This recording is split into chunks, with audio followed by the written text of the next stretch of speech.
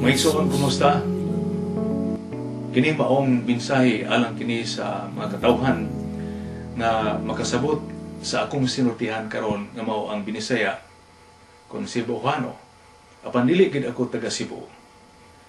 Taga Mindanao ako ug natawo ako dito dapit sa Misamis Oriental ug nagdako ako sa Cagayan de Oro.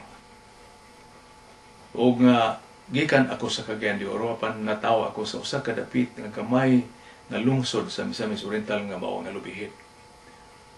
Apan dili kani mao ang atong pag-isgutan karon. Ang atong pag-isgutan karon kamong nagapaminaw nga nakadungog dining maong mensahe alang kaninyong tanan nga ang Dios magagamit kaninyo kung asa man kamo nga nasud karon, kung asa man kamo na gipahimutang sa Ginoo. Igsoon nagtuo tingali kamo nga kamo ang nagbuot-buot sa inyong kaugalingon sa pagpahimutang sa maong nasod, diin ikaw ana karon. Ang Dios maoy nagpahimutang kanimo. Ug kining maong mensahe alang kini kanimo. Masabtan nimo kini gikan sa imong igsoon nga gikan sa Cagayan de Oro. Imo kining ipasa ngadto sa imong kasilingan sa sinultihan diin ana ikaw karon diha. Nanglitan naa ka sa Russia, imo kung nasabtan, imo din kining ipasa nga sinultihan sa pinaagi sa sinultihan sa dapit sa nasod diin ikaw sa Russian language. Kung sa Saudi Arabia ba, kung sa China ba, o sa Singapore, o sa asa nga suok sa kalibutan. O sa kabutan akong ikasulti kaninyo, nga wala akong nagsumikad dinhi sa Cagayan de Oro, kundi nagsumikad ako dinhi sa Australia, sa Queensland, sa Gold Coast. Akong kauban si John Edward, na may balog magbinisaya ginagmay, apan dili pagid kaayo. Mao nga dako kasyog tinguha na katong makasabot og Cebuano nga kining maong mensahe alang kaninyo. Gamiton ka sa Dios. Kini usa kini ka uluhan atong tawgon nga God's unusual calling sa mga Cebuano nga makadungog karon sa laing-laing suok sa kalibutan. So mao ni nga ato ning tagaan og title God's Unusual Calling to the Cebuanos. Ato kining itumong sa mga Bisaya, mga Cebuano. Mao nga ako mabasa dinhi sa balaang kasulatan sa Lucas 9. Usa kini ka pinasahi nga pagtawag sa Dios ngadto sa iyang mga tinun-an. Nag-ingon dinhi Lucas 9:4. Magsuod kita sa 1 hangtod sa 4. Gitigom ni Hesus ang 12 katinun-an ug iyang gihatagan sila gahom ug otoridad sa paghingilin sa tanang mga yawa ug sa pag-ayo sa mga sakit. Unya iyang gisugo sila aron magsangyaw bahin sa gingharian sa Dios ug mag-ayo sa mga masakiton. Mingon siya kanila, sa inyong panaw ayaw kamo pagdalag bisan unsa. Ayaw kamo pagdalag sungkod, ni puntel sa limos, ni pagkaon, ni salapi, o bisan ganit ilisan. Bisan asang balaya kamo dawaton, pabilin kamo dito hangtod sa inyong pagbiya ni adtong lungsora. Igsoon, usa ka dakong pribilehiyo ang Dios nagagamit kanimo. Tungod kay dili na kinahanglan nga magbiyahe ikaw, tungod kay anaa ka na sa nasod karon nga imong nahimutangan. Tiin nagtuo ikaw nga tungod sa imo pagkamaing laki, anaa ka diha. Igsoon tungod kini kay ang Dios nagapahimutang kanimo diha. Unusual kini nga calling diha sa Dios sa imong kinabuhi.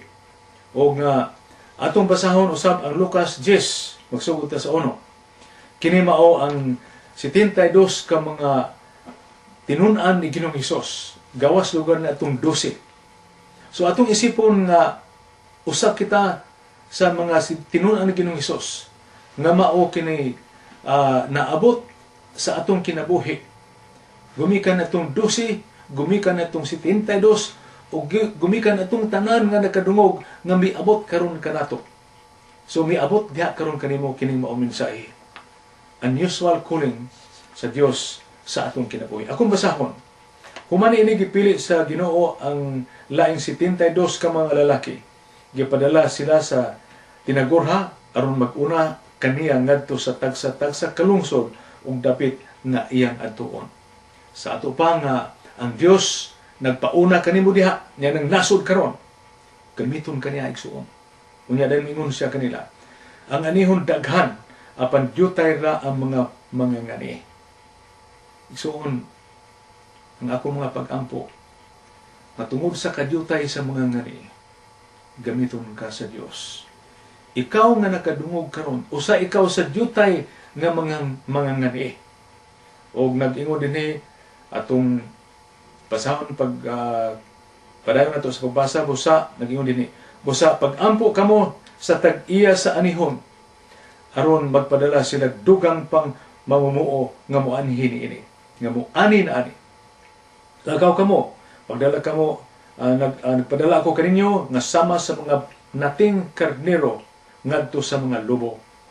Ayaw pagdala og puntil, ni sudanan sa limos, ni sandalyas, ayaw kamo paghunong aron paghimamat kang bisan kinsa diha sa dalan. Unusual, di ka mo hunong. Sa ato pa nga, kung doon na kayo matagpuon nga higala, dili ka maglangan-langan diha nga, uy, pare, kumusta ka man? Unya na langan ka. So dili ka ipahunong, unusual nga pagtawag sa Ginoo sa imong kinabuhi. So samtang kita nagapadayon ining maong mensahe mga igsoon, ang nagaampo kami si John Edward, nagaampo kami nga ang Dios magagamit kanimo tungod kay gamay ra kaayo ang mga trabahante diha sa Ginoo. Gamay kaayo ang mga ngani, daghan kaayo ang anihonon. So among mga pag-ampo kay nag-ingon dinhi busa pag-ampo kamo sa tag-iya sa anihon aron magpadala siya dugang pang mamumuo nga moani ni ini. So mao ni among mga pag-ampo. Kaming duha si Brother John Edward, si Juan, amo ni siyang ganganlan og gwapo dinhi. Apan iya din kaming tubagon nga kung way lain siya ray gwapo kung walay lain. So usa ka tawo nga interesado kay mo tuon og binisaya. Mao nga dako kay siyang tinguha nga mensahe sa Dios moabot ug ang Dios gamiton kamo niya tungod kay siya tungod sa among mga pag-ampo nga daghan unta ang mga ngani mamumuo aron sa pag-ani sa maong anihonon. Love to be with you. You're my beautiful Lord, a wonderful place of refuge. You are beautiful peace, safe in the harbor